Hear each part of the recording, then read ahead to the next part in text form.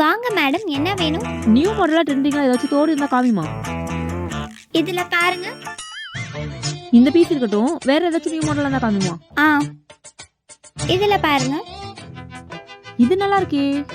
இது வேணாம். இதே கலர்ல வேற ஏதாச்சும் டிசைன் இருந்தா காமிமா. இந்த கலர்ல வேற டிசைனா? இந்த பாக்ஸ்ல பாருங்க மேடம். வாவ், இந்த டிசைன் நல்லா இருக்கே. எனக்கு இந்த டிசைன்ல இந்த கலர்ல தோடு காட்டுமா. ஃபர்ஸ்ட் கலர்ல வேற டிசைன் கேட்டாங்க, இப்போ டிசைன்ல வேற கலர் கேக்குறாங்க. கடை ஃபுல்லா திறந்து காட்ட சொல்லுவாங்க போல இருக்கே. இவங்கள ஏதாச்சும் ஐடியா பண்ணி தான் லாக் பண்ணணும். என்னம்மா யோசிச்சுட்டு இருக்க? உங்களுக்கு தான் எந்த பாக்ஸ் காட்டலான்னு யோசிச்சுட்டு இருந்தேன். கலர் ஓகே, ஆனா டிசைன் தான்.